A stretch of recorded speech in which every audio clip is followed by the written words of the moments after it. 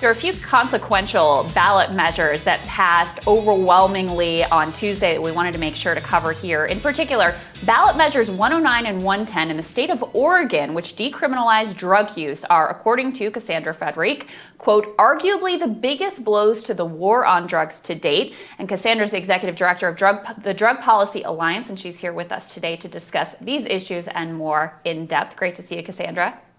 Thanks for having me. Of course. Let's start with Oregon, because this seems like the most sweeping change that was made by voters this year. Just talk about what this ballot initiative entails and what it means for the state. Great. So on last election Tuesday, when Oregonians had the opportunity to vote to remove criminal penalties for drug possession arrest and redistribute resources from marijuana tax revenues and law enforcement revenues to build out a more accessible treatment apparatus and healthcare apparatus for Oregonians. So in Oregon, 1 in 10 Oregonians are addicted to drugs, according to them, and 1 in 2 people die tragically from overdoses. And Oregon also is near last when it comes to substance use treatment. So when Oregonians voted for Measure 110, they voted to remove criminalization as a barrier to getting treatment. And this is, as I said, a huge knock to the war on drugs, because drug arrests are one of the main engines of the drug war. One person is arrested there's one drug arrest every 23 seconds in this country. Drug possession arrests are the number one arrested offense in the country, and Oregonians decided that is not how they wanted to use resources. They wanted to focus resources on giving people access to treatment, harm reduction services, and housing, which the evidence consistently shows it's really crucial in navigating addiction. Yeah. And Kassandra, what was the argument that the other side made? What were you up against? Because, look, I share your view on this issue. I think the war on drugs, just by the metrics, has been a complete disaster. I think you see in other countries like Portugal, where you don't have drug use criminalized, you see much lower rates of addiction, you see much lower rates of overdose. So even on this idea that you can sort of criminalize people and that they'll stop using drugs, it just hasn't worked out whatsoever. But what did your opponents argue, and what were some of the more effective cases that they made that you had to overcome? I think one of the things that's been really difficult, and, I think there are people that are against the war on drugs and there are people that think the war on drugs is the right way to go. But I think what was interesting about the fight in Oregon was that these are people that care about others, and they want people to get access to treatment so that they can recover and not deal with addiction. And so this was an ideological disagreement, where we believe that criminalization should not be a part of people getting access to treatment, and folks thinking that criminalization is an important pathway to criminalization. And so I think there were our normal opponents, but I also think we saw people that we are on the same side but have disagreements about how we get there. And for us at Drug Policy Action and Alliance, and with the partners that we work with, our bright line is that criminalization should never be a way people get help, and that it actually does more harm in the long run, and that we need to disrupt this relationship between criminalization and treatment. Oregon is obviously a blue state, relatively progressive-minded or liberal, however you want to frame it. But is it your sense that the voters are essentially ahead of political leadership on this issue? Obviously, Joe Biden's record in terms of the war on drugs is terrible. He helped architect system of mass incarceration. He was part of this 100-to-1 crack cocaine sentencing disparity. Now, he has changed some of his ways, and he has talked about being somewhat better than Donald Trump on these issues, including decriminalizing marijuana, but that's as far as he's gone. Meanwhile, you have not only this ballot initiative in Oregon, but others across the country where voters in, some relatively red states coming out and saying, yes, we want to legalize marijuana in our state. Do you think that the voters are ahead of political leadership? And if so, why do you believe that is? So as someone who has been a long-time organizer and activist in the political space on these issues, the people are always ahead of politicians.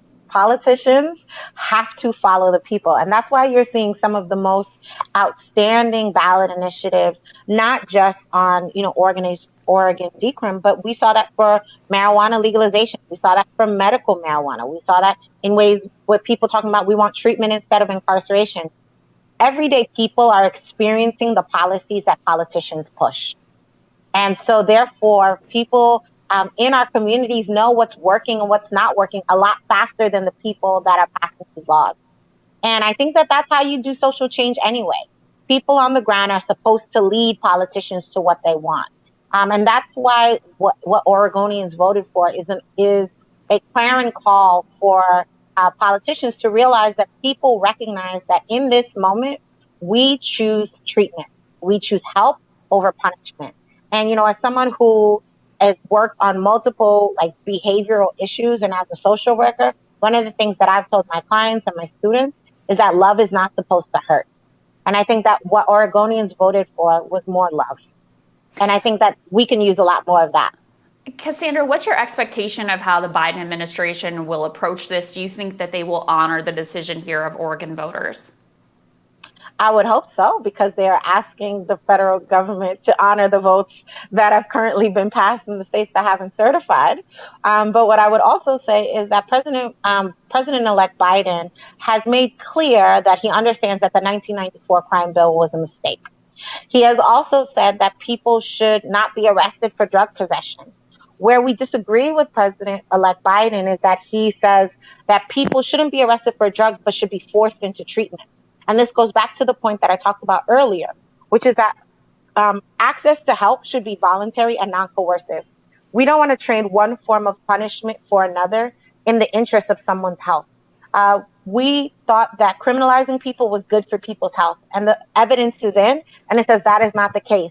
And so we know that it's important for us to push President-elect Biden to recognize that, yes, we should not be arresting people for drug possession, but no, we also can't force them into treatment either. We need to invest in treatment. We need to make sure treatment is incentivized and evidence-based, and that we need to disrupt the relationship between help and criminalization and punishment. And finally, what is your strategy moving forward? What other states are you organizing in? Do you think that Oregon could set off a trend in other states nationwide? We absolutely believe Oregon can send a cascade of other states. There are already other states that are having conversations about decriminalization measures at multiple levels. When COVID-19 hit, you saw prosecutors saying, we are going to decline to prosecute drug possession charges.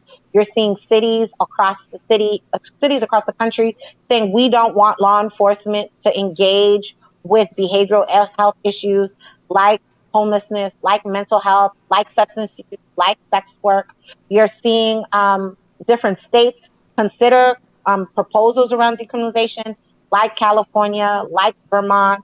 You're seeing even conversations at the federal government with the Movement for Black Lives and the Breathe Act, including all drug decriminalization. And there have been, Drug Policy Alliance this past August released a framework for federal decriminalization. And I've been in multiple conversations with Congress people who are interested in this conversation. I think we're in a moment where COVID-19 has ravished our community. I think you're in a moment where you're seeing massive protests about what we are putting law enforcement resources into. And I think what folks on Tuesday said was that all drug decriminalization is an intervention that we need to vote for. It's politically viable. We need to take seriously. And it's important for us to divest from carceral responses to ones that are built in affirming public health. Kassandra, thank you so much. So great to have you. Thank you for your work. Thank you. We'll have more Rising for you after this.